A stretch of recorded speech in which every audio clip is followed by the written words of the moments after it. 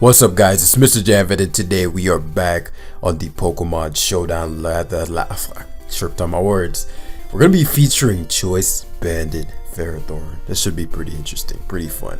I still want to keep, while I'm regaining everything, I still want to keep the jam element to things where we use interesting sets and interesting Pokemon, particularly in this metagame, which I know a lot of people are complaining are just stale. So it's just stale. So before I begin, I want to thank everybody who left a comment yesterday. Y'all went crazy, not only on the engagement of that video, but also I remember I asked about feeling anxious before games, and I figured this was a thing, but I just didn't know the level, and there's so many people experiencing this. So just know I'm working on something, and it's actually something written. First I'll write it, because turns out writing and properly articulating your thoughts, or articulating your words, and organizing your thoughts, there we go, aren't that different. So doing that, I wanted to, rather than just talk about it, I wanted to have it as a resource that can just be read. It's like an essay, just like detailing all that happens. And then I'll try to make a video complement to it. Ideally, okay, before I forget, if there's anybody listening does animation, even if it's on some basic level where it's a stick figure, I'd really like to get this thing animated, because I know in story form things are more memorable and they hit people on a different level. So Jesus, we dropped 1769, yeah, because we were at 18 something. Yeah, we dropped the fuck down. But yeah, if you animate, hit me up. The Discord link is in the description. Just PM me there. I'm very easy to get to. But yeah, I have a couple more things, but I'll mention them after the game or during. So as we're looking at this, Banded FERROTHORN is not the best, not in this game. Gyro Ball upon rocks probably kills this. Probably 2 KOs this. I mean, actually, that's not true. Depending on what the Salazzle set is, likely heavy duty boots, but assuming it's not, then I'm not sure how we'd get rid of Corviknight. It can be done, and especially if we manage to trick it. Getting rid of Corviknight is going to be a big deal. So let's say, I mean, it's not, we'll do what we can with it. I'm not going to put a whole bunch of pressure on it. As far as defensively, Corviknight guards decently against Dragapult, does well against Drill, Hippo combo. In fact, these three, assuming non-Wisp, cannot touch Dragapult. We want to be very careful of this Salazzle. This, what's his face, is going to be primarily for hazard control, as well as just his team just doesn't kill Seismitoad very easily. Choice Scarf, Togekiss. Ideally, I want to trick the Corviknight, right? I want to trick that Corviknight. I don't need my Scarf in this game. It can be helpful, but we'll see. If we can trick Toxapex, Conkeldurr becomes a very real problem. And he doesn't guard very well against Rotom, especially upon Nasty Plotting. He almost has to give me a Mon. So I have quite a few threats. I'm going to defensively keep these two at the healthy as possible. Offensively, I'm gonna go double down on Rotom. I need to find out what his Dragapult set is. That's my biggest concern. And I think Conk may be able to do the dirty. I don't think this guy is even here either. So here I'm thinking I'll get to do a full-on left to right analysis, but I don't think he's even here. But that's not a well articulated game plan. I'm still relearning how to make my game plans. And generally, to make proper game plans, you need to have like high knowledge. Like the knowledge pillar needs to be fairly high. I'm glad he let Dragapult, because I mean the assumption is that you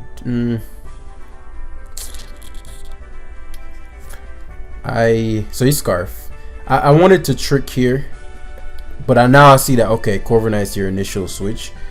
I really wanted to trick there. I could have caught the Corviknight.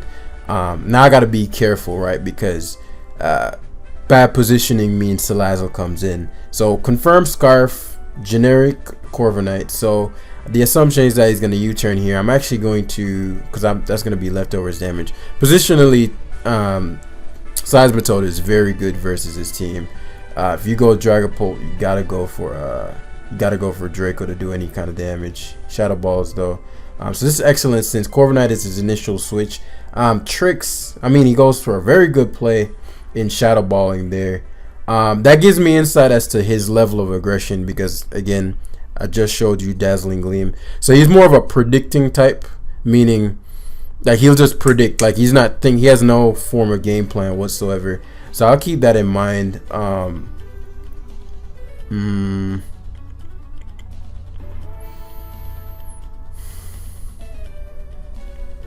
Yeah, I'll keep that in mind. Perhaps he's just wasting the Dragapult. Maybe he doesn't realize how important the Dragapult is. Rocky Helmet, Hippo, not something I want to see. Let me think this through, because his Dragapult could start becoming a problem if I don't play this correctly.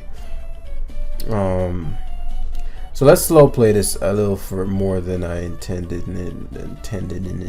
So obvious fog. I'm not sure why he's leaving Hippo in. I don't think he's thinking at all, actually. There's a Salazzle. Knew that would come in eventually. This is a question of whether or not he Toxics hard. I've shown tricks, so obviously I'm Scarf, so that surprise factor is now gone. Most Salazzle, if they're the subtoxic variant, don't carry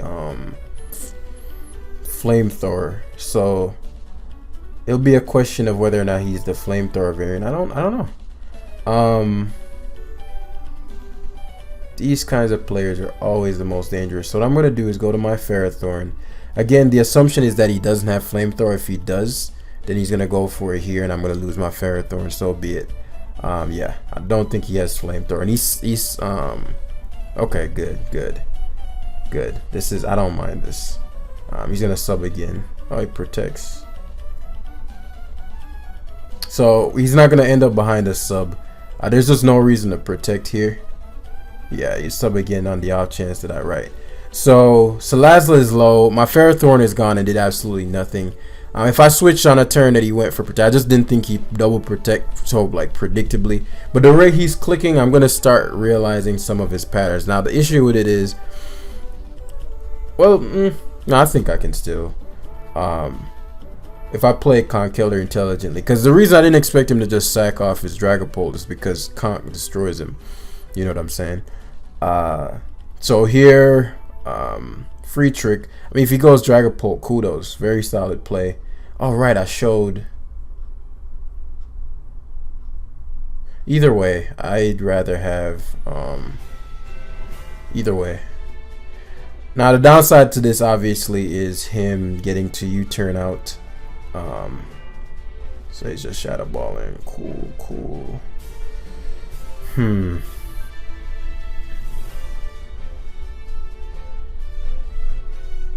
He has 14 Shadow Balls left.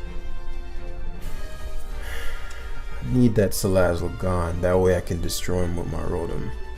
Rotom plus Corviknight inside my total destroy him without. So he's doing 27%. 27%. Okay. So, not the best start for us. Far from over. I know he's gonna just Shadow Ball here, which is what I want. So I'll have to outsmart him. I should not get too KO'd with leftovers here. Unless he's gonna crit fish. The Salazzle had to come in there. But I'll just have to thoroughly outplay it. Yeah. So this is where I'm gonna have to up things a bit, because he might just sack the Salazzle though. Goes Corviknight. Corviknight's a non-factor.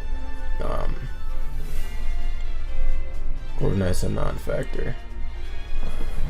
So we're gonna punish that Salazzle, punish that Dragapult, and I'm assuming he's just gonna U-turn out. He plays like a ding dong. I can deal with if he, yeah. I wanted to predict that, but Salazzle gets punished by rocks now.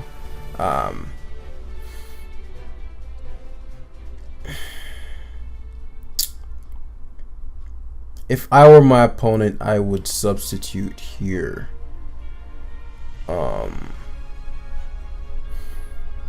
Want a Brave Bird, because Brave Bird would force the.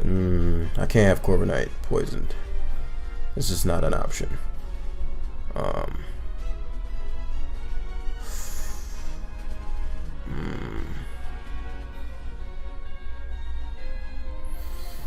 I might be able to have Rotom poisoned. No, I don't like that either. So what I'll do is go to Togekiss here on the off chance he hard Toxics, which I didn't expect. And then I can pivot out to Seismitoad as he protects here. And just have Seismitoad receive the poisoning. I can win if Seismitoad is, even if Seismitoad is poisoned.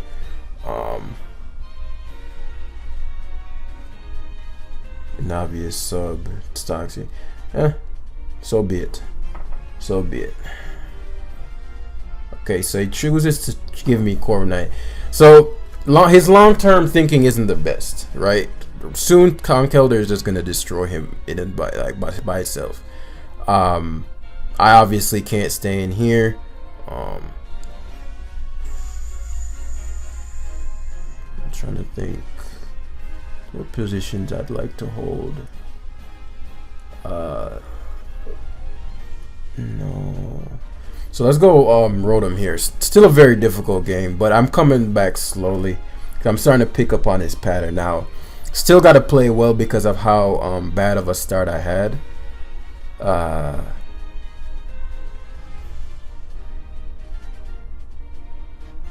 Yeah, plots just he's going Hippana, yeah. My mindlessly rock, which isn't the best because you know you want to obviously keep but Drill might be faster than me, so we'll see. He just where do these players come from? Like, for real. like huh? And then you just position yourselves to give me back. Okay, so upside can't just sub mindlessly. Rocks are gone.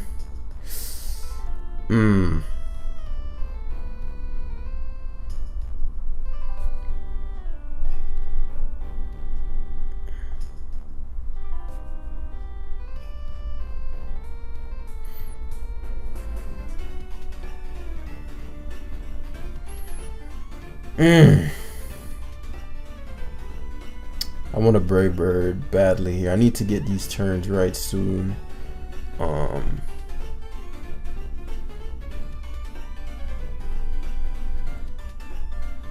me think. Subbing. Yeah, I can have him sub because Conk is such a problem. Protects good. Venoshock. That's not good. Though rocks likely won't be going anywhere.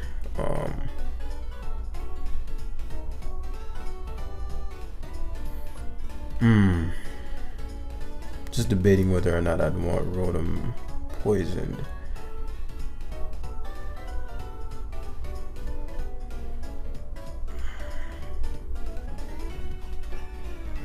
What would I do here? Protecting doesn't make sense, but sub is bad too. So I think you have to protect here. I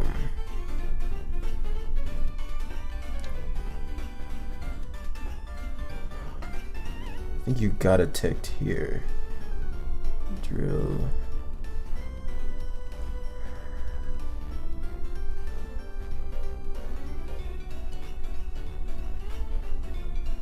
Guess it doesn't matter. Let's it does, but he's very sporadic, right? So like this is the first time he's actually started to think about the outcome of the game. He's very sporadic in his plays, right? I wanted to double the Conkeldurr there. Could Venoshock. Yeah, it's just the best play. So Conk positionally forces a kill here. Yeah.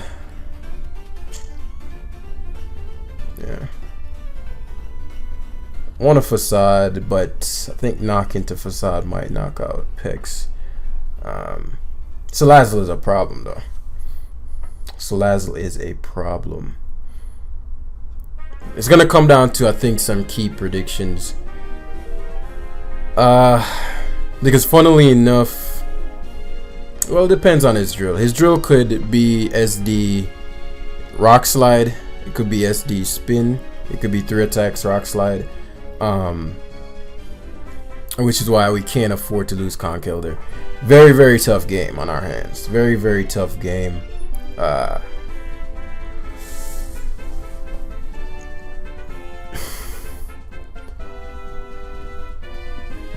Well, Salazzle's doing his thing, which I'm always happy to see. So there's the picks. So let's see.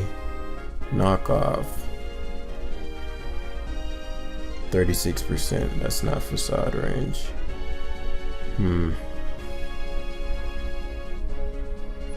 Well, if the Pex has toxic too, then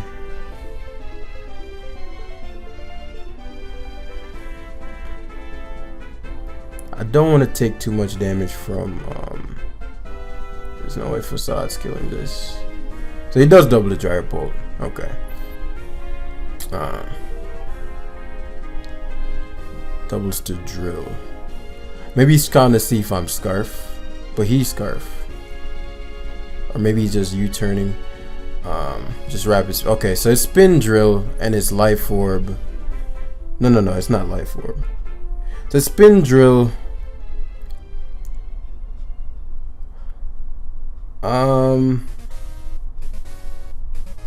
Sandrush, obviously. Spins drill and his nasty plot. I mean, he's nasty plot. Spin drill and he's, so it gives me drill to rapid spin. Yeah, I don't know. Tough turn. Do you sub? I'll just vote switch here. If he subs, I think I break the sub. I kind of need to.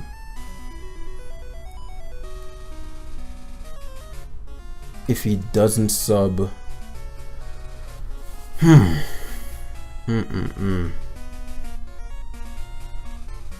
What's good, bro?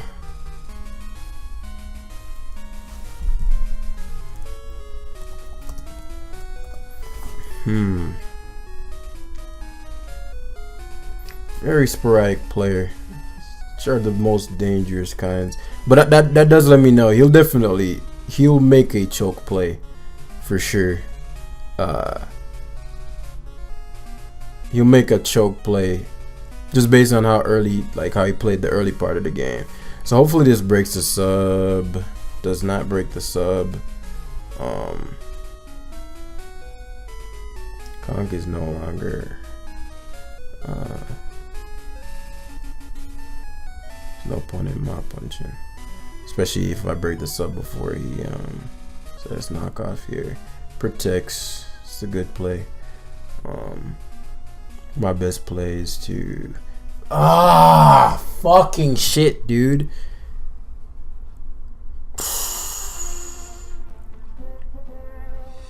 That was a big fucking crit, because what I would be able to do is, after the sub has been broken, he'd have to decide whether or not he protect. If I go Rotom on the turn, he protects, I get to sub, I get to switch, and I'd have an extra mon, because my Corviknight and Rotom can potentially beat the remainder of his team.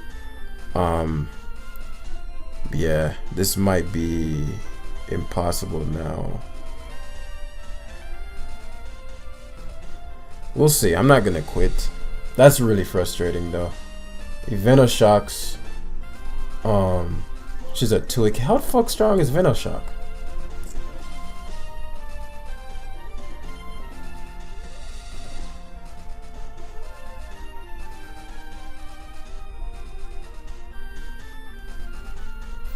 Yeah, I gotta go Corviknight. Fuck, dude, that was a huge fucking crit, man. But it is what it is. We should have played better in the beginning, and that's something I generally don't do. I don't make long range plays assuming my opponent's skill level. I usually play very safely in the beginning, so it's my fault. Hopefully this can knock him out. I really need it to kill. Okay, we still have a shot because Rotom can potentially his next two. And Corviknight can stall because Gyro can't stand for very long. So far from over, because this Pex is gonna Scald spam.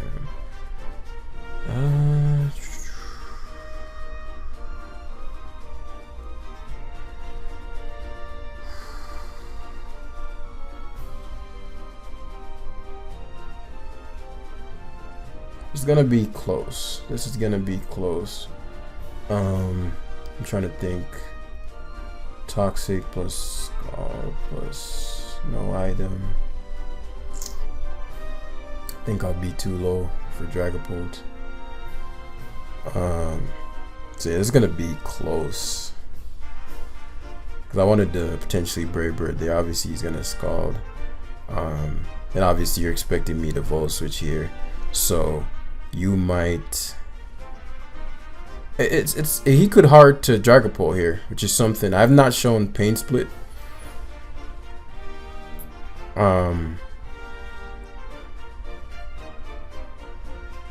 I can afford to Volt Switch because he has to recover most likely. He Scalds though. If he double Scalds, he got me. If I Berry here, he should Scald. He should Scald because then he can sack Corviknight if push comes to shove. I'm just gonna make my best play though.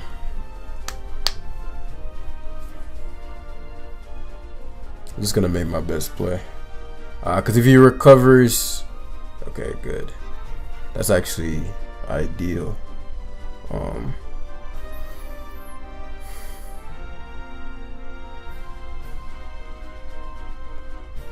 have to take this out. Oh my fucking god, man. I had to take that shit out. So now if he U-turns, he wins. Wouldn't you? That was a big miss because Corviknight being gone meant Gyro had to really think here. That's whack. That is whack. Really big turn here because if he Shadow Balls and I stand, okay, so he Shadow. Okay, I made the right play then. So now Gyro is dead. Yeah. So the Corviknight has to come in. Because what we're trying to do is set up a situation where Rotom Pain Splits down the Toxapex to where Volt Switch knocks it out. How much did Volt Switch go to? 46. If I read and he goes Pex here, do I lose? If I U-turn and he goes Pex. Okay, cool. Alright, so that's a big non-kill there too. But thankfully we can go for Pain Split repeatedly. We'll see. I can't have Corviknight dead because the moment the Gyro attacks, I win. So it's gonna come down to some prediction. So like for example, right here,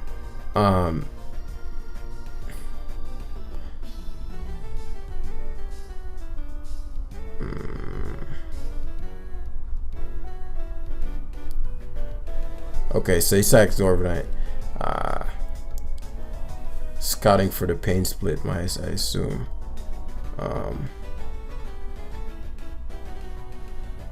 Yeah. Let me think. What could I have? If I double overheated there, I'd be in the same spot. No, I wouldn't. Yes, I would.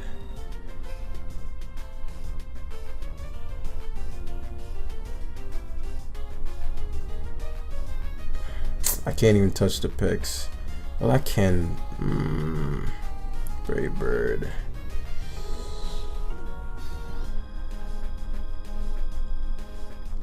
How much am I taking? 31. Man, Conk, you let me down, bro. We could have won this game.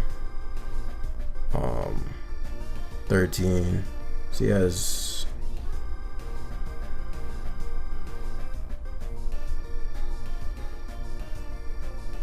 Yeah, I can't win. Yeah, I can't win.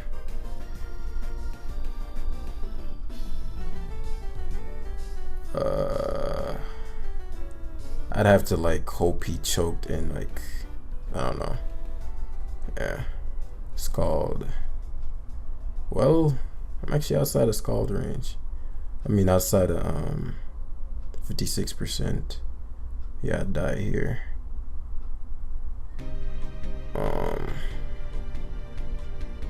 Yeah, I can't win because Scald knocks me out. Well, Scald does knock me out, but Dragapult knocks me out. Man, that is such a whack fucking miss. That is whack. GG. It is what it is. Close game though. Close game. I didn't see what he said there. Good game, Vertex. So I gotta play. Good learning lesson there. I cannot play. I have to gauge first, because I lost so much momentum playing around this Dragapult early game when I could have just done so much different, like so many things differently. So only me to blame for that loss. So let's do 1825. Watch, this should be an easier game to play because he has points, so it's easier to read him. But even 1800s, I played an 1800 guy today, complete brain dead. So until you hit about 1900 is like, that's when you can say, all right, this dude definitely has competence. Because you generally don't get 1900 unless you have a certain level, unless it's a lucky streak. All right, so let's see. That was a long game, man. But yeah, 100% my fault of that loss. FERROTHORN, very good here, very good. We're gonna need Conkeldurr for, so if he goes dual screen, Conkeldurr shuts down Bisharp under all circumstances, as well as Togekiss. So Togekiss is gonna be big for potential Como.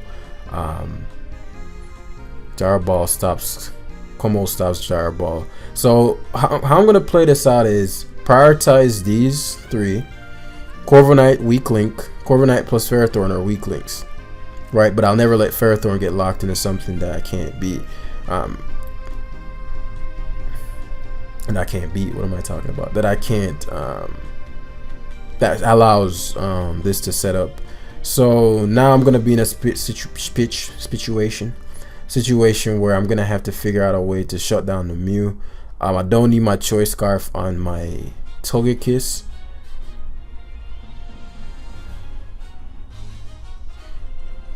Yeah. So endgaming Corviknight plus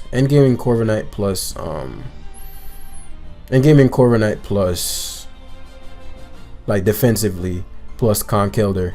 Seismitoad's core purpose is gonna be just in case the Como is something odd that I can go for Toxic on it, assuming the screens are up, right? So get the red card. Now positionally he's in a really bad spot because you don't want anything on your team to come in on a Dazzling Gleam. So I'm guessing Grimmsnarl is going to be his initial, right? Didn't expect that to Oko, but that's because Grimmsnarl has decent Spadette. So great positioning riding off the bat. And something else, I was playing today, played a few games to kind of, you know, get things under wrap. Yeah, I should have Dazzling Gleam there. I don't know why I went for yeah, that was just a stupid play. Mimikyu, like this Pokemon is very important. Even +4 Corviknight, yeah. FERROTHORN low value, yeah. And so I'll Gyro, yeah, because I want him to knock me out. So we can go to Corviknight. Remember, Corviknight was there to take on this Mimikyu.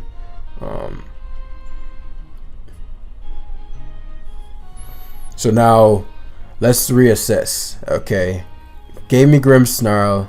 Potentially he's gonna give me Mimikyu here. Okay, so gave me Mimikyu. What's Corviknight's purpose beyond this point? Now he can't go to Como and do as he pleases because he's seen Brave Bird, Mew's Choice Scarf. Bisharp has to come in, and Gyarados can't just mindlessly set up. So this is ideal for, you know, in every situation. I think yeah, I want Togekiss in. My ideal late game is a Rotom, because he's gonna knock here. Obviously, he has to.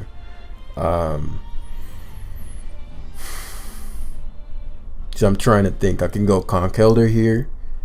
I could go Rotom Heat. Rotom Heat, Overheat. Because I'm trying to force certain things to be in. If I go Mew, if he, so Mew coming in here, pretty obvious. But what I didn't want is to knock his item off and have him. I mean, what else is he gonna do? Did they use Explosion? I'm not sure what these Mews do. Maybe they run Psychic. What is usually the third move? Because what I want is to have Conkin versus what he has. I'm assuming he's gonna Spike. I just don't know enough about Mews for me to feel comfortable going for switching my Conk out here. And if push comes to shove, Flare Blitz. Okay, that's not what I expected. Now I'm still outside of the range of anything else he has, and you're staring down a Guts Conk, which is ideal. Like, this is exactly what I wanted. Something else I was starting to relearn today as well. So Facade, this is a big deal. This is a big deal. I need to limit him to only one boost. That way, potentially Seismitoad can do something, right? So Facade damage, and we don't know. It's obviously Intimidate. Togekiss beats the last two. Has to attack me. Can knock me out. Has to go for stab though. So he bounces. This is perfect because now I get to fire off a Toxic. Yeah. Okay, excellent. This is perfect. Now I get to fire off a Toxic. I'm assuming he's Double Dance. But this is great for two reasons. Conk gets to remain alive, which means Bisharp can't go crazy. And I can Stealth Rock here to ensure, excellent, to ensure that Togekiss gets to come in. Bisharp is good.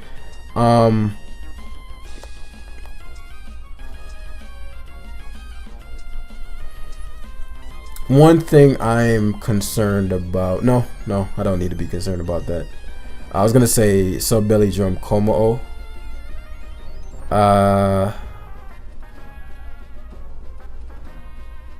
Cause I want to say Bisharp dies to Flamethrower, but it might not.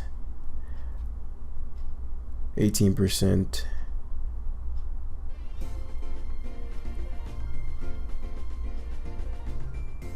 I want to be very careful of the Kommo-o, but I think no matter what the Kommo-o is, I'm good. Oh my fucking god. That's not true anymore. That's not true anymore. That is not true anymore, because basically what I was trying to do is say, if he's a Dragon Dance, so I Toxic first, right? If he's a Dragon Dance variant, Toxic shuts down the Dragon Dance variant after a while. And if he is a, if he was a Belly Drum variant, Belly Drum variant, and he subs on the Toxic, I Earth Power as he Belly Drums, and then he's gonna be within Mach Punch range. So I figured no matter what I did, it would be Gucci. But now we're playing with luck. I'm gonna Toxic, Clangorous Soul Blaze. Please, for the fucking love of God, Tom. What's his face? Thank you. Thank you. If you're gonna fucking paralyze me, then I deserve this. I deserve this. Trying to think. Well, what do these? I forgot what these use. They use, because if I'm possible, I want to stall him. Let's just attack. I don't know if they run Drain Punch. I haven't seen one of these in a while. Clangorous Blaze. These are special if I recall correctly. And he's Throat Spray as well. Because, you know, obviously I don't want to shift around if possible. But I think if you were my opponent, you'd bank on me potentially choking here and use like Flash Cannon or something, which is why I think he's calcing. So he goes for Clanging Scales, which blows for him because that drops his defense.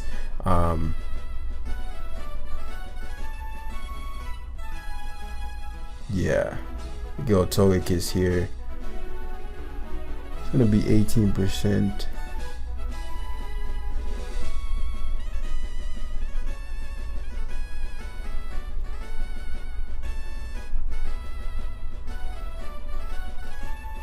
Let me just +1 attack. I'm trying to think what. Yeah. Okay, excellent. Yeah, we sat Kiss here. Just on the off chance he had like Drain Punch or something. Okay. So that's a pretty big toxic. Good job, good job. As you know, you can try to Sucker Punch crit twice. That should do it. I don't think Sucker Punch crit even knocks it. Well, Conks usually have HP, but Conk has a massive HP stat just naturally. Conk has that invested HP stat. Yeah. So goes for that. Best play again there was always to go for like, I don't know, maybe an Iron Head and then hope for the Sucker Punch crit. I mean, you know, it was pretty rough to try to pull it off from there. So let's grab another one. We learned from our mistake. But yeah, as I'm learning back everything, I'm remembering the principles, because these are things that I relearned 1.5 million times, and that's how I produced the book, because it wasn't just like a one-time, like that was produced, and I've said this 1 million times, from just coaching clients, seeing their patterns, learning from that, doing it myself, like getting back down to the level where I'm like rusty, and you know, the level where I am now, a very similar team. The level where I am now, building it back up, learning, building it back up, learning. Let's see. I really like Banded FERROTHORN in this one. I really like that. So let's assess. So Banded FERROTHORN positioned well. What's good? Banded position powered well. Banded up. So very similar situation. I do want my Togekiss' item, but I don't deal with Mew well. Those lead Mews, don't deal with them well, and I can potentially use the red card on my Togekiss. So I'm gonna be able to play that intelligently. I'm gonna be actually the very similar pattern to what I did. Now he might go Togekiss this time, but you know, to each their own. FERROTHORN upon Gyro Balling will wallop Hawlucha, wallop Togekiss. In fact, he has very few Gyro Ball switch-ins. The question is, what am I going to have Gyro Ball on? Conk has to be healthy for this, and the Bisharp more not notably. And he guards very poorly against Rotom once boosted. The only thing that can really threaten me is Hawlucha, and Frog is for backup Zeraora, depending on what he is. Zeraora can be problematic, which is why part of me doesn't want to trick the Scarf away here. But he leads Togekiss, which I did not expect, because again of how weak he is to Rotom. So perhaps a trick here. Just Air Slash is hard though. Gonna Volt Switch, even though I don't want Zeraora coming. I want Mew to come in less. Okay, so he goes to Air Slash, needs Choice Scarf. So this is good information, because what this does is allow me to go for U-turn here. Otherwise, he's pressure stalling out his Air Slashes. So still keeping in mind that Rotom is the problem. So get Zeraora in.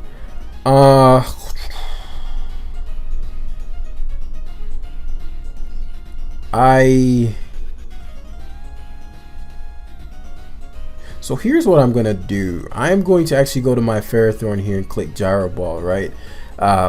What I'm aiming for is just, because I could have went Conk, I could have went Seismitoad, but all of them invite Mew, right? Oh my, give me that!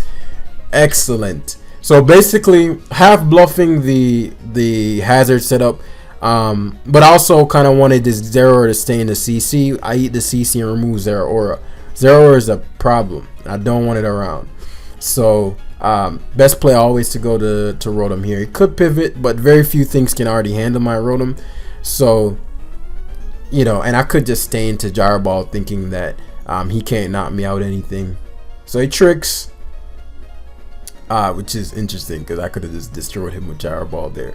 But him shutting down my Rotom is a very solid play.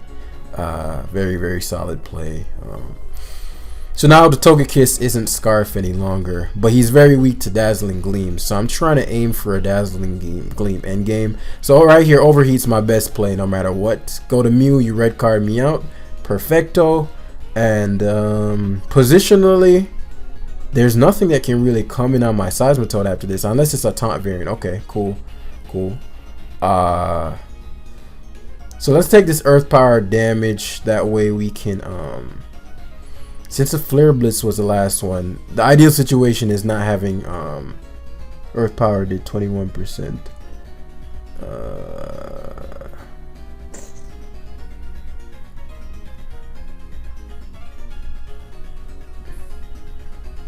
Because we got to be careful about like Hawlucha getting a free setup, right? And Bisharp and all these things. And Corviknight can only defog versus Togekiss. It can defog. It can. I'm actually not gonna be worried too much about the hazards. I'm gonna aim to Dazzling Gleam him. So the question is, how am I gonna lure in the Bisharp? So if I taunt here.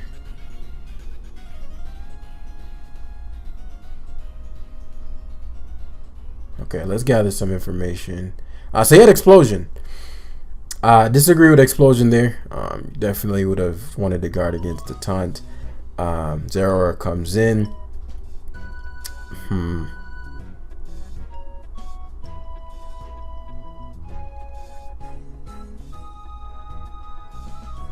Ferrothorn, get the Iron Barbs that way. We're trying to set up for a Dazzling Gleam end game.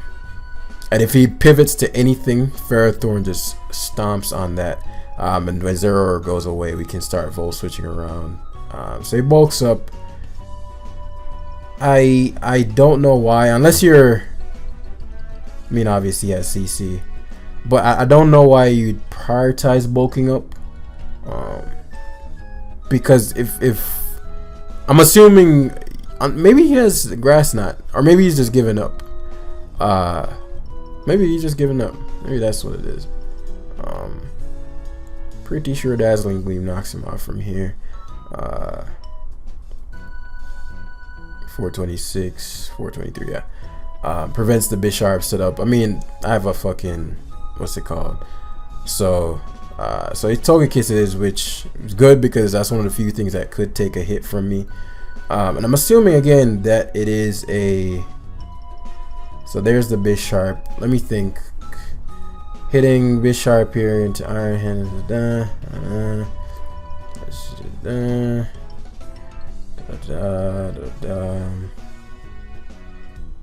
You can't SD.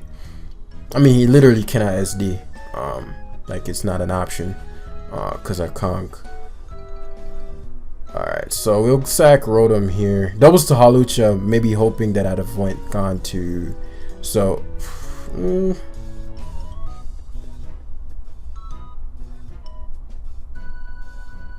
how much is Overheat doing? I'm not invested.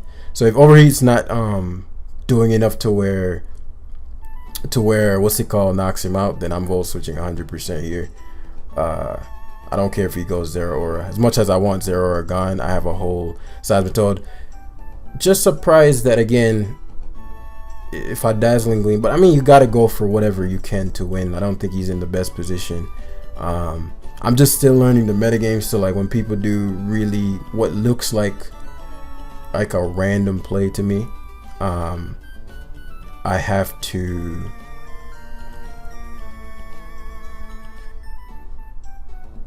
Overheat does 72 to 85 Volt switch. Yeah, so there's a Zeraora. Not a problem. Again, unless he has Grass Knot this whole time, then kudos. And then we're gonna have to use Conk. So there's the Hawlucha. So I'm guessing his mindset is let's SD. Well, let's SD, no shit. But he has to Sky Attack to do any kind of real damage. +2 Sky Attack should knock me out from here.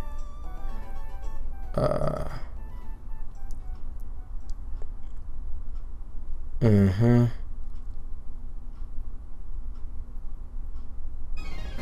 just need these two to win.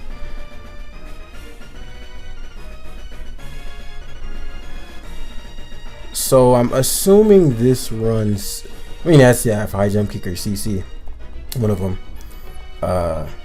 You get the defense drops. Conk just comes in. Yeah. Should just double CC. Acrobatics though, could have. So yeah, Seismitoad.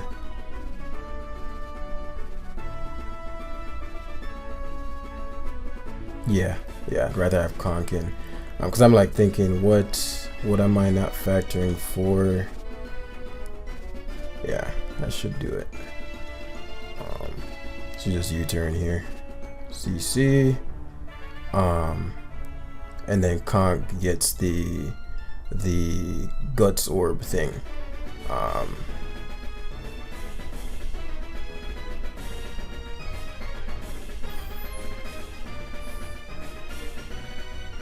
It's a question of how much Zero is life orb. I don't want that doing too much damage to me. So it'll be close. It'll be close. Because he has to go Zero Aura. Let's calc how much Conk Elder takes from Zero Aura. If I were my opponent, I'd double switch.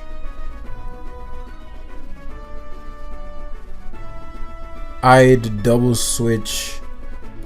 Just the nature of how he plays. He's already felt like he's lost. So I think he'd double switch that, or he'd never go for Plasma Fist. Does 56 to 67, is that really? Oh, that does nothing. I can go for Drain Punch then. He should double switch here though. Or you could bank on me just staying in, and you getting the crit. Unless I just messed up that calc. I tank Plasma Fist fairly well to where I'll be drain punching a whole ton of health, to where I'll be outside of Sucker Punch range. Seismitoad doesn't knock out Bisharp, which is why I'm trying to be very careful. So again, it's just a matter of, do you pull the double, or do you bank on me staying in? If you plasma fist as I go to Seismitoad, you guarantee lose, because Conk will be outside of range of Bisharp, and I just Mach Punch, win.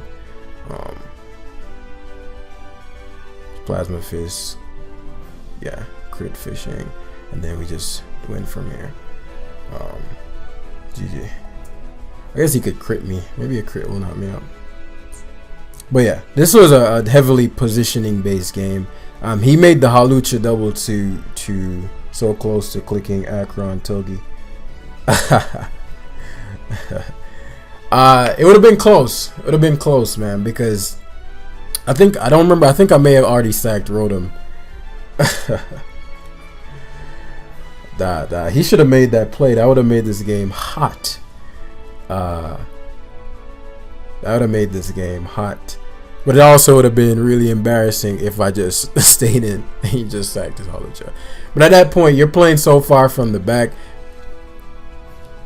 you never know. You never know. So I don't blame him for wanting to acrobatics there.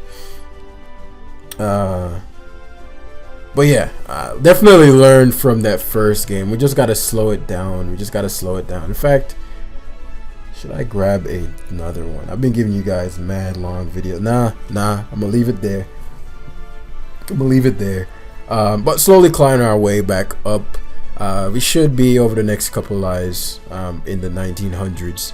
Really like this team. Really fun team. Love the vids. Keep it a good work. Hey, thanks, my man. Shout outs to Ultimate Player 9000. But yeah, we're getting back slowly but surely. So if you enjoyed, hit the like button down below. Hit the like. Y'all have been killing it. Y'all have been killing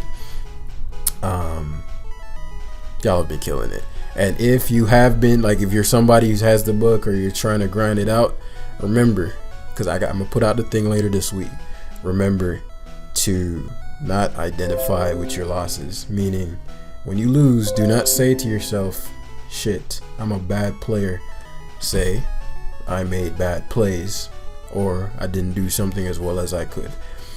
That'll lessen a lot of pressure. That'll alleviate a lot of pressure, and lessen the stress that you feel going through this. There's just so many benefits to the approach of, don't assume that you're good. In fact, assume that you'll never be quote unquote good. You'll be less bad. So with that, you don't create an ego around your skill level, because if your focus is on becoming less bad, if you lose, learning lesson. If you don't lose, oh yeah, phenomenal.